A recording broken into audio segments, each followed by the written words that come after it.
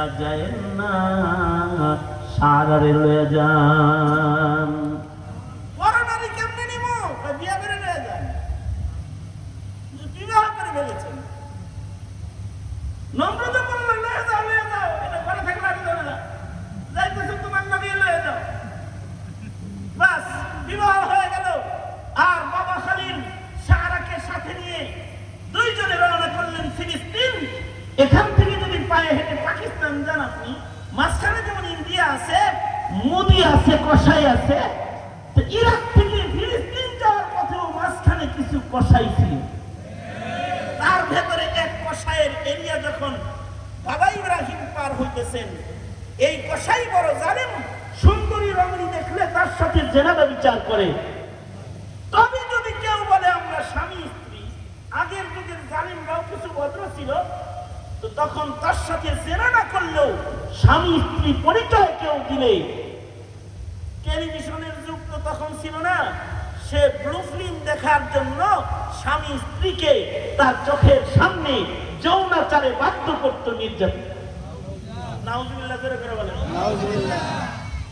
যদি কেউ বলতো যে আমরা স্বামী স্ত্রী, তাহলে হে কইতো যে তাহলে আমার সামনাসামনি, তাহলে তোরা কিছু কর, তাহলে বুঝবো স্বামী স্ত্রী। এইরকম জালেমের জালেম ছিল। ইব্রাহিম আলাইহিস সালাম যখন জালেমের এরিয়া পার হইতাছে, জালেমের হাতে পড়ে গেছি, এ দুঃস্ব জালেম, সে বলে এই ইব্রাহিম তোমার লাগে যে এটাকে। ইব্রাহিম আলাইহিস সালাম আগে জানতেন, কারণ নবীদের কাছে খবর থাকে। নবীদের কাছে যে খবরগুলো থাকে এগুলো কি তাদের গায়েবের খবর? এই কথা বলেন না, কে গায়েব? গায়েব এই খবরগুলো দেখে নবীদের কাছে দূরের খবর থাকে। সুদূর বাহরাইন থেকে কাফেলা গেছে আল্লাহর রাসূলের কাছে দ্বীন শিখার জন্য। নবী আলাইহিস সালাতু ওয়াস সালাম থাকতেন মদিনায়, হাজার হাজার মাইল দূরে। বাহরাইন থেকে পায়ে হেঁটে, বুখারীতে আছে তো, পায়ে হেঁটে তারা গেছে নবীর কাছে। নবী তাগরের নাম ধরে ধরে জিগায়, এই তোমাদের দেশের অমুক নেতা কেমন আছে? এই তোমাদের দেশে অমুক কেমন আছে? এই তোমাদের অমুক খেজুরটা না বেশি হয় তোমাদের এলাকায়, এবছর কেমন ফলন হয়েছে?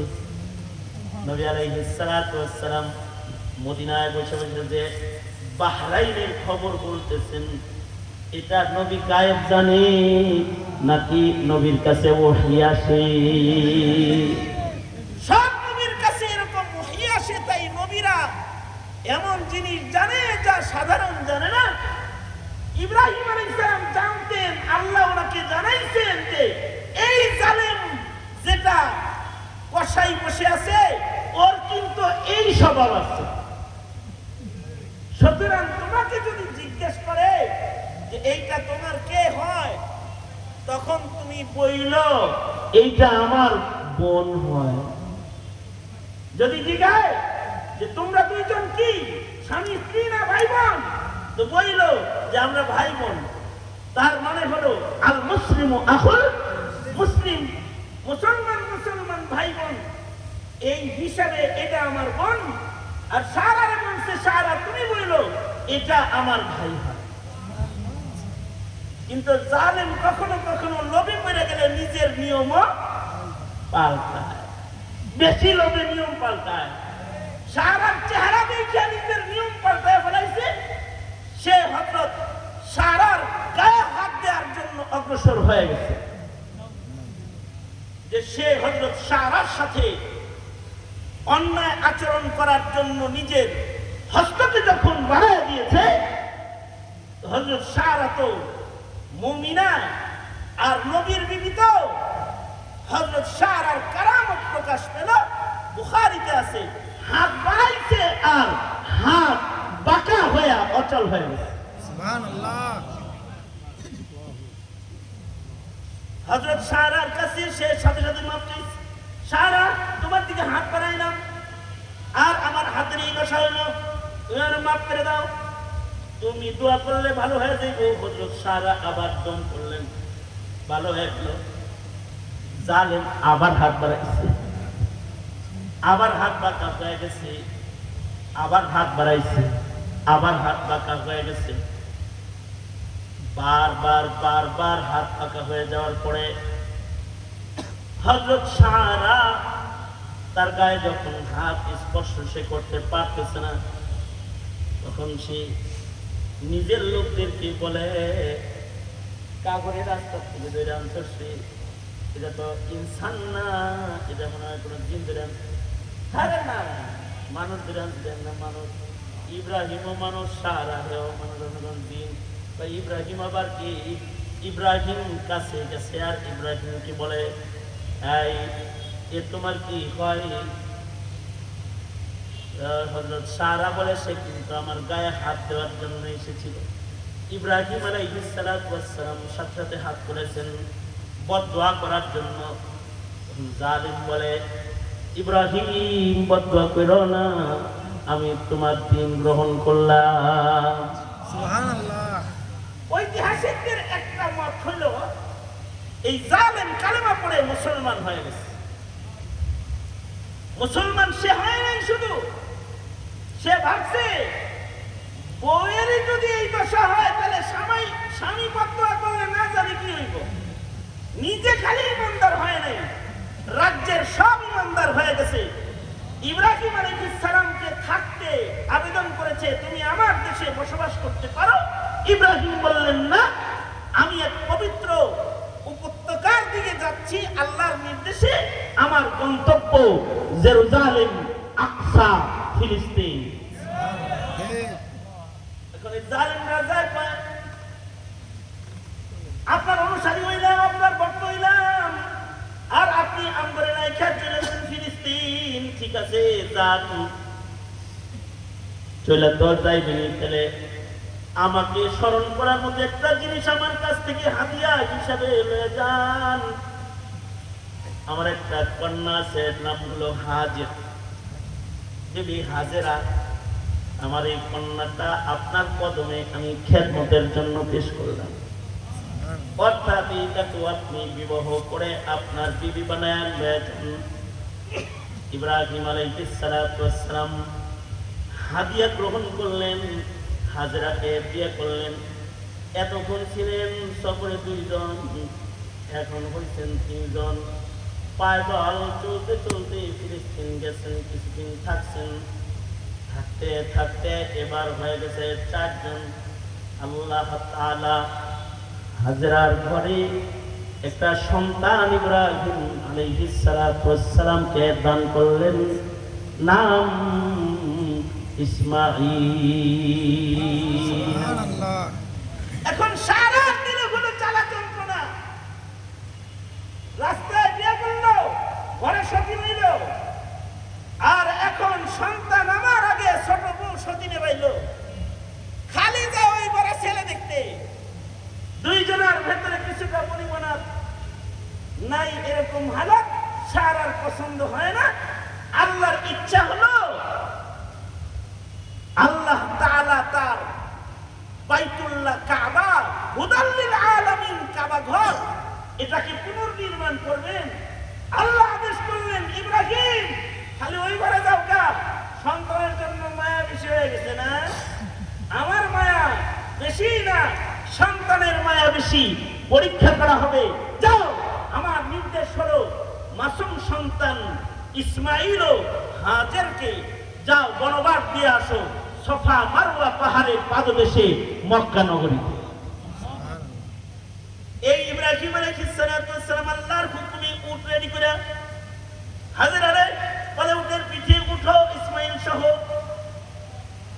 আর সারারে বলে, এগুলারে নিয়ে রাখা সেই পাহাড়ের দূরে রেখে আসবো মক্কা।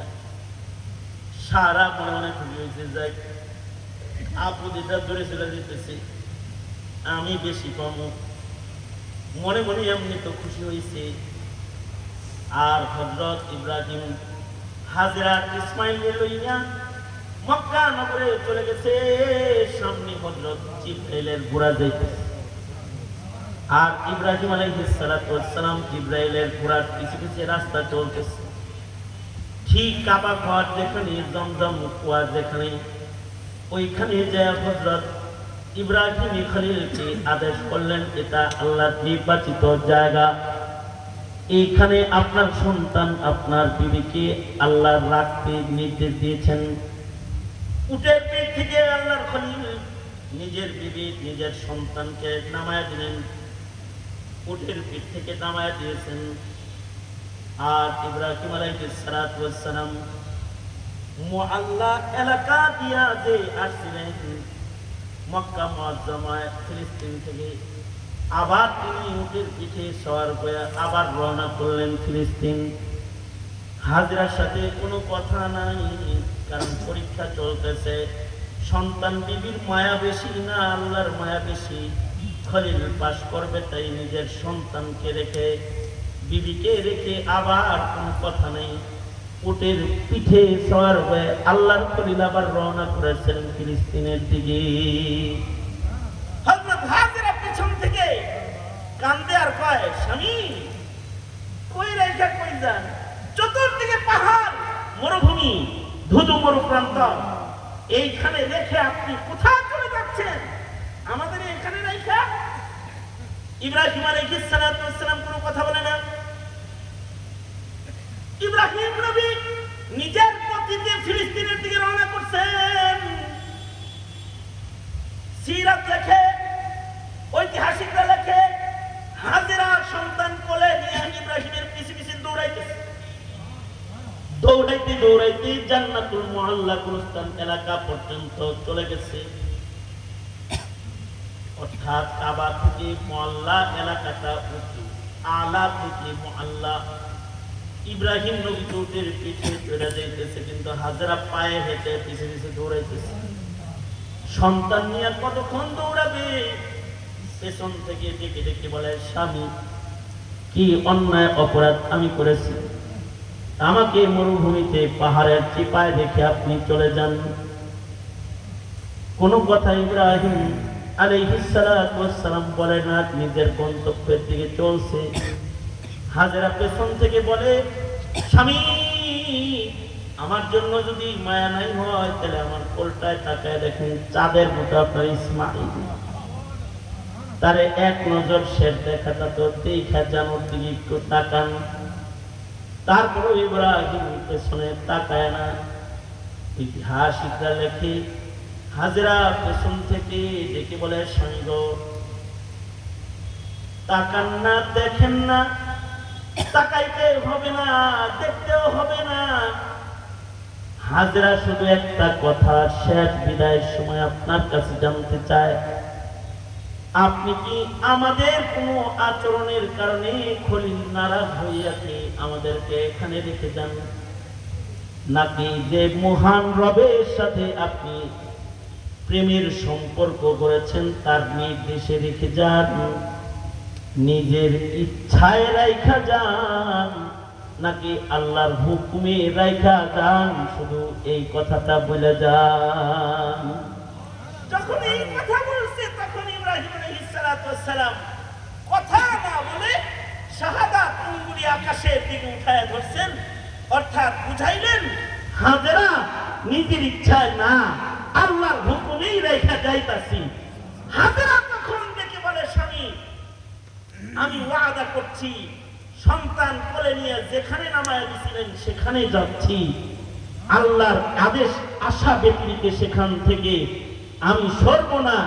আমি আপনার সন্তান কোলে নিয়ে লাব্বাইক বলতে থাকবো, নিরাপদে আপনি ফিলিস্তিন চলে যান। এই হযরত হাজেরা নিজের সন্তান নিয়ে চলে আসলেন, আবার যেখানে বাবা খলিল নামায় দিচ্ছে ঠিক সেখানে। কারণ এই জায়গা পৃথিবীর পয়লা ঘর, হুদাল লিল আলামিন নির্মিত হয়েছে। কারণ হলো এখানে রহমাতুল লিল আলামিন জন্মগ্রহণ করবে। এখানে হুদাল লিল আলামিন, এখানেই জন্মগ্রহণ করবে রহমাতুল লিল আলামিন। এটা আল্লাহর ফয়সালা। এই কারণে এই জমিনে শুধুই মাত্র ঘরের ভেতরে দামি ঘর দিয়া শেষ করলে হয় না। দামি পাহাড় এখানে দিবেন, দামি পাথর এখানে দিবেন, দামি খণ্ড জমিন এখানে ক্ষমার ময়দান দিবেন, এই জমিনের ধুলা বালি কঙ্করের দাম বাড়াইবেন। এই পূর্ণ ইতিহাস সাজাইতে আল্লাহ তাআলা ইসমাইলের পায়ে মোরার নির্দিয়া জমজম তৈরি করলেন। পানির পিপাসায় কাতর সন্তান হাজেরা নিয়ে বসে আছে মরুভূমির মাঝখানে, স্বামী রেখে চলে গেছে।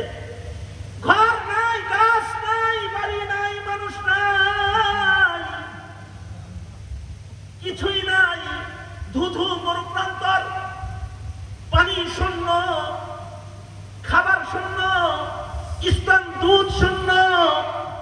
ইতিহাস লেখে হাজেরার যখন সব শেষ হয়ে গেছে আর ইসমাইল যখন কান্দে, ইসমাইলের কান্না হাজেরা থামাইতে পারে না, কারণ স্তনে এক ফোঁটা দুধ নাই। হাজেরা মা সন্তানের জন্য পাগল হয়ে গেছে। চোখের সামনে মনে হয় যেন নিজের সন্তান ইসমাইল চলে যাবে। ঐতিহাসিকরা লেখে হাজেরা নিজের জিহ্বা বের করে নিজের সন্তানের মুখে দিয়ে রাখে, মুখের লালার থুতু খায় যেন ইসমাইল কিছু সময় বেঁচে থাকতে পারে। লালাও শুকায় যায়। পানি তালাশে একবার সফা, আবার মারওয়া, আবার মারওয়া, আবার সফা। হাজেরা দৌড়াইছে, আল্লাহ তাআলা পাহাড়েরও দাম বাড়াইছে। হাজেরার দৌড়ের কারণে কিয়ামত পর্যন্ত আল্লাহর প্রিয়দের দৌড়াদৌড়ির জায়গা আল্লাহ সফা মারওয়াকে বানাইছে। হাজেরা দৌড়ায় দৌড়ায় পাশে যায়া দেখে পানি ইসমাইলের পায়ের মুরার নিচ দিয়া জমজমের কুয়া জারি হয়ে গেছে। এই আবে জমজম আয়া বলল, এবার মরুভূমিতে মানুষের বসবাস শুরু হয়ে গেল।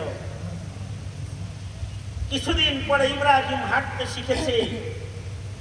কত আশ্চর্য! ওই সময়ের পয়গম্বরদের ইতিহাস বাবারে জীবনে কোনোদিন দেখে না। হাজেরার কাছে বসে বসে ইব্রাহিমের গল্প শুনে বড় হয় ইসমাইল। আর ওই দিকে ফিলিস্তিন বসে বসে যারা মক্কায় আসে, ব্যবসা বাণিজ্যের শহর হয়ে গেছে, তাদের কাছ থেকে ইসমাইল বলে, ইব্রাহিম বলে, ওখানে যে ইসমাইল আছে সে কেমন আছে, তাদের সম্পর্কে কিছু জানো তোমরা? তারা অনেক ভালো আছে, খবর নেয়।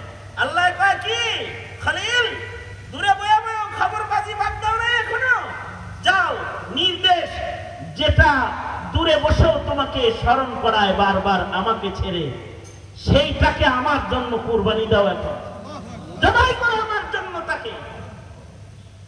ইব্রাহিম সফর করে চলে গেছে মক্কায়।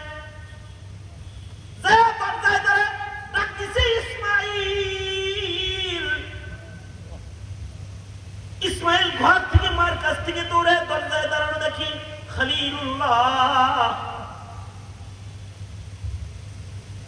ইসমাইল দরজায় দাঁড়ায় বাপ চিনতে 1 সেকেন্ড দেরি হয়। মাকে ডাকে বলে, মা বাবা খলিল আসছে।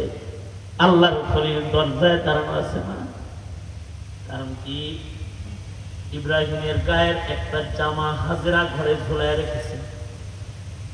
যেই জামা দেখায় দেখায় ইব্রাহিমের গ্রাম, বাবার গ্রাম জামা থেকে লয়। পয়গম্বরদের গায়ের একটা খুশবু আছে। আজকে সেই খুশবু ইসমাইলের নাকে চলে এসেছে, ইব্রাহিমী খুশবু। আল্লাহর খলিল চলে এসেছে। খলিলের সাথে নিজের জবাই দিতে প্রস্তুত ইসমাইল। মিনা বাজারে চলে গেছে। বাপ বেটার আজব প্রেমের ইতিহাস হয়েছে। ইসমাইল আলাইহিস সালামকে কুরবানি দেওয়ার জন্য ইব্রাহিম শরীর নিচে শুয়াইছে। কত আশ্চর্য ইতিহাস ঘটেছে। আল্লাহর প্রেম কেমন হতে হয় আল্লাহ তাআলা ইতিহাস পাতায় আটকায় দিয়ে দিয়া জাতিকে আল্লাহ প্রেম শিখাইছে। আল্লাহকে ভালোবাসতে হয় দুনিয়ার সব কিছুর চেয়ে বেশি খলিলকে দিয়ে শিখাইছে। ইসমাইল হাজেরাকে দিয়ে শিখাইছে। বাপ বেটা উভয় যখন পাশ করছে, এবার আল্লাহ কয় খলিল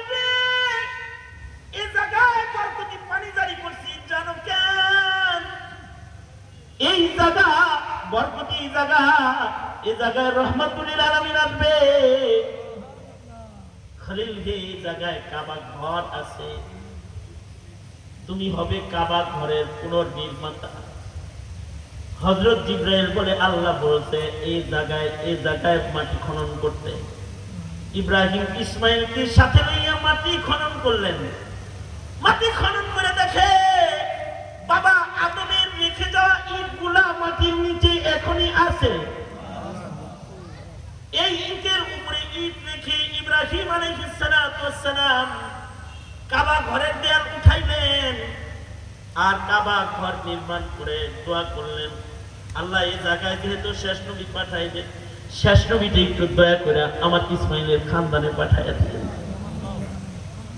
وإذ يرفع إبراهيم القواعد من البيت وإسماعيل ربنا تقبل منا إنك أنت السميع العليم।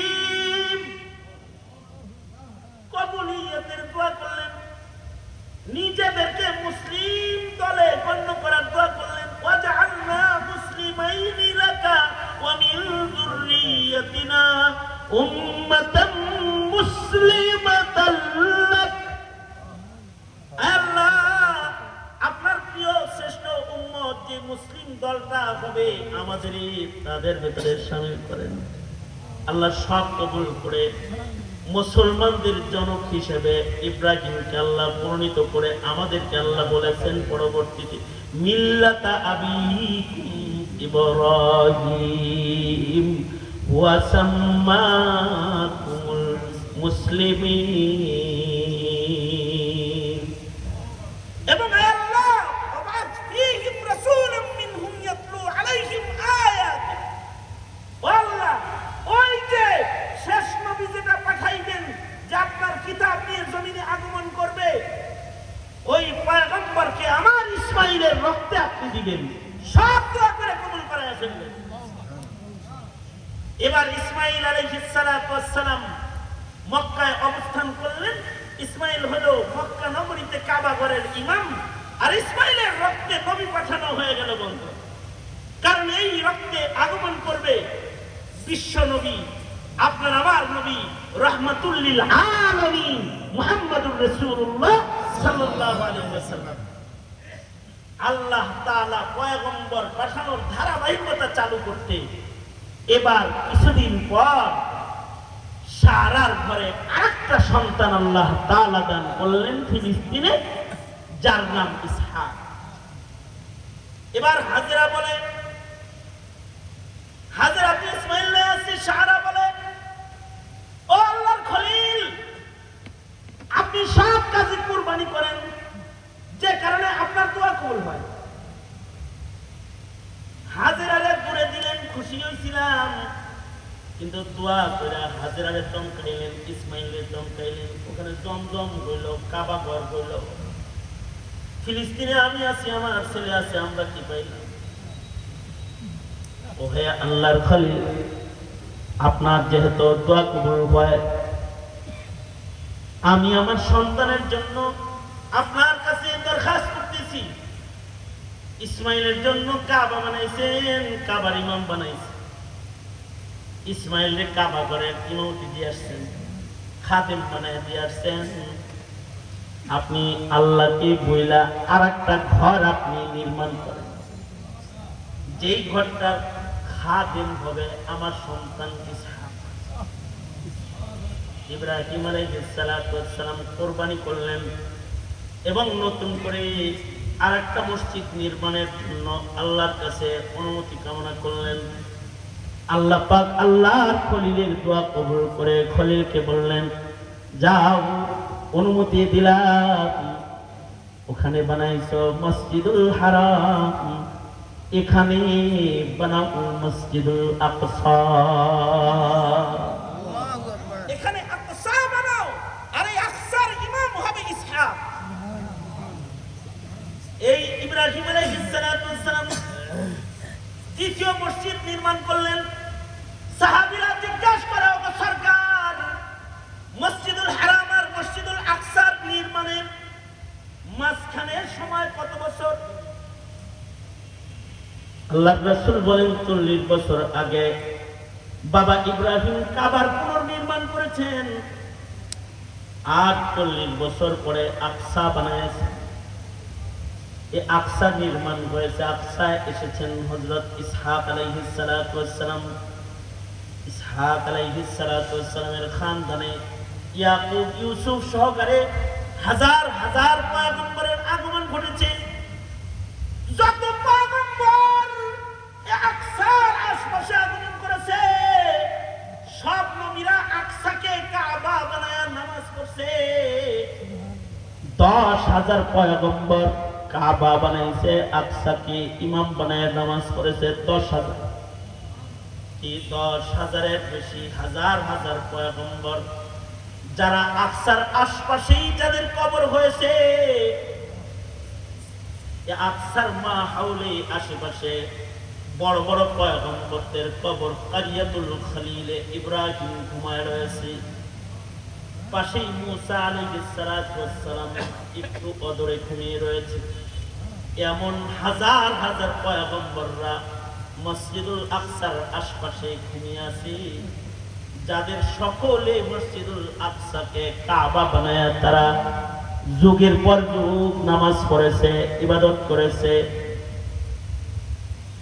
আল্লাহর পয়গম্বররা এই জমিনে বসবাস করার কারণে এই জমিনটা হয়েছে বরকতের জমিন। এই কারণে এই জমিনের বারাকাত দেখাইবার জন্য আল্লাহ তাআলা তার বন্ধুকে যেদিন আরশে আজিমে নিলে, সেদিন সোজা নামিয়া সব নবীর উপরে সরদারি দিয়া সব নবীর ইমাম মসজিদুল আকসায় আল্লাহর রাসূলকে ইমাম বানায়া সব নবীদেরকে সেখানে হাজির করায়া সব নবীদের জিয়ারত করায়া নবীদের কবরগুলোও দেখায়া আল্লাহ তাআলা তার বন্ধুকে আসমানে ডেকে নিলেন। সুবহানাল্লাযী আসরা বিআবদিহি লাইলাম মিনাল মাসজিদিল হারামি ইলাল মাসজিদিল আকসা। হারাম থেকে আকসা এক মাসের পথ। রাতের সামান্য অংশে তার বন্ধুকে সেখানে নিলেন, সব নবীদেরকে একত্রিত করলেন, কাতারে দাঁড় করালেন। নবীজিকে শুধু মক্কার ইমাম না, আকসার ইমামও বানালেন। আকসার ইমামতি দিয়ে সাইয়্যিদুল মুরসালিন, ইমামুল মুরসালিন বানালেন। এই আকসায় সব ঘটনা নবীকে দিয়ে ঘটনা ঘটাইয়াই শেষ করেন নাই। নবীজিকে হিজরত করে মদিনায় এনে আকসার দিকে আবার 10,000 পয়গম্বরের সাথে আমার নবীকেও আকসাকে কাবা বানায়া আল্লাহ তাআলা 16 মাস 17 দিন নামাজ পড়াইলেন। সুবহানাল্লাহ। নবী যখন হিজরত করে মদিনায় আসেন, মদিনায় আসার পরে দেখি ইহুদিরা আকসার দিকে নামাজ পড়ে। তো আকসার দিকে মদিনায় যেন বিবাদ সৃষ্টি না হয়, আকসার দিকে নামাজ পড়ার জন্য নির্দেশ এসে গেল। আল্লাহর রাসূল 16 মাস 17 দিন অথবা 17 মাস 17 দিন অথবা 10 মাস 17 দিন এই দিকে ফিরে নামাজ পড়লেন, আকসার দিকে। আকসা মুসলমানদের কিবলা। মিহরাজের রাজনীতি নবীজির আকসার উপস্থিতি, আর মদিনাতুল মুনাওয়ারা থেকে আল্লাহর রাসূলের 16 মাস 17 দিন আকসার দিকে ইমামত সারা পৃথিবীর সকল মানুষকে, সকল মুসলমানদেরকে কিয়ামত পর্যন্ত নবীজি জানান দিয়ে গেলেন, আকসা কিন্তু ইহুদিদের নয়, আকসা আমার। আকসা মুসলমানের, আকসার ইমাম মুহাম্মদুর রাসূলুল্লাহ সাল্লাল্লাহু আলাইহি ওয়াসাল্লাম। আকসা মুসলমানদের কিবলা। সঙ্গত কারণে মক্কা যেমন মুসলমান পাহারা দিবে কিয়ামত পর্যন্ত, আকসাও পাহারা দিবে কিয়ামত পর্যন্ত। মক্কা যেমন মুসলমানদের কিয়ামত পর্যন্ত কিবলা, আকসাও মুসলমানের 16 মাস ইবাদতের কিবলা। সুতরাং হারাম যেমন আমার, আকসাও আমার। ইসরাইল আমার কাবা, মুসলমানদের কাবা, মুসলমানদের নবীর ইমামতের মুসল্লাকে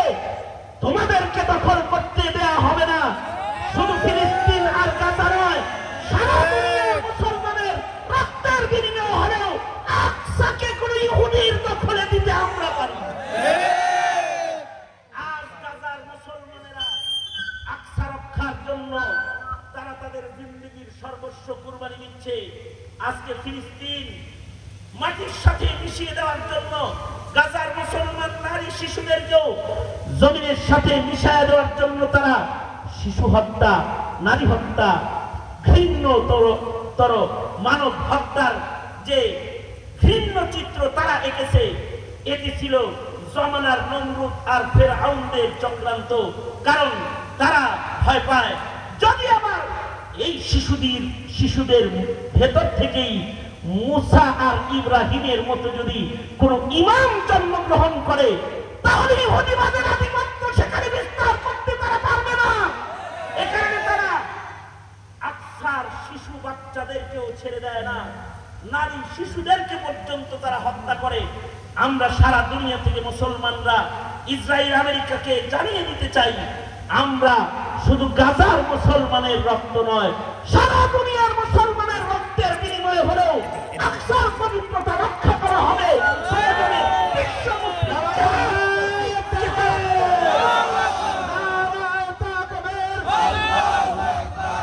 মুসলিম ফিলিস্তিন স্বাধীন করো, ইহুদিদের দালালেরা, ইসরায়েলের দালালেরা,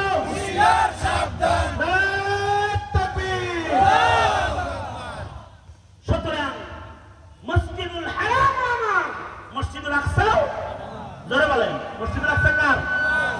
আমার। মসজিদুল আকসার নির্মাতাও ইব্রাহিম খলিল, মসজিদুল হারামের নির্মাতাও আমার বাবা ইব্রাহিম খলিল, মসজিদুল আকসার নির্মাতাও আমার বাবা ইব্রাহিম খলিল। মসজিদুল হারাম যেমন বারবার নবীরা নির্মাণ করেছে, ঐতিহাসিক নির্মাণ করেছিলেন সুলাইমান আলাইহিস সালাতু ওয়াস সালাম, জিনদেরকে সাথে নিয়ে মসজিদুল আকসা নির্মাণ করেছিলেন। কারণ আকসা এটা শুধু মুসলমানদের কিবলা না, এটা জিন্নাতদেরও কিবলা। কারণ নবীরা শুধু মানুষের নবী না, নবীরা জিনদেরও নবী। এ কারণে জিন্নাতরাও এই ঐতিহাসিক পুনর্নির্মাণে অংশগ্রহণ করেছিল সুলাইমান আলাইহিস সালাতু ওয়াস সালামের শাসন আমলে। মুসলমানদের ইতিহাসে বারবার আকসা মুসলমানদের দখলে এসেছে। হযরত ওমর জেরুজালেমকে স্বাধীন করেছিলেন, মসজিদুল আকসাকে উদ্ধার করেছিলেন। সালাহউদ্দিন আইয়ুবী মুসলমানদের এই পাক জমিনকে ইহুদিদের কবজা থেকে বের করেছিলেন এবং এটাকে স্বাধীন করেছিলেন।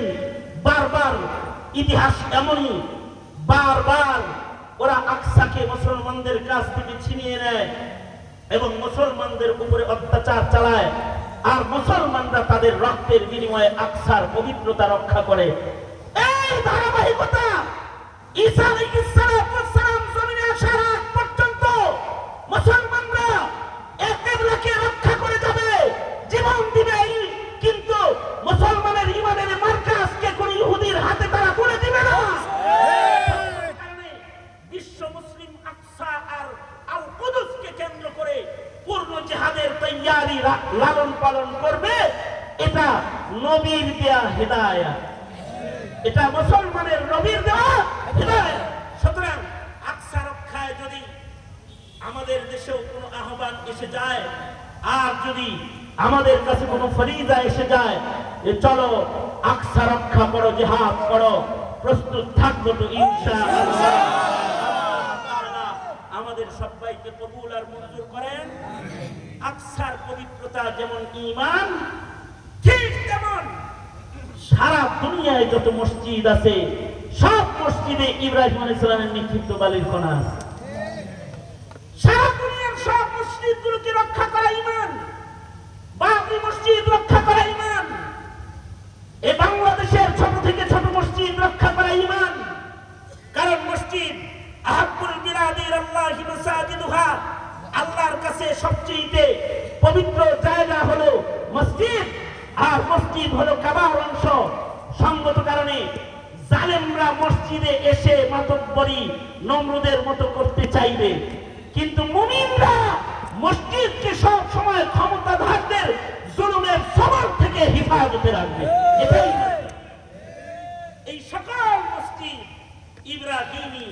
নির্মাণ সকল মসজিদের সাথে ইব্রাহিমী সন্তানদের কিয়ামত পর্যন্ত সম্পর্ক থাকবে।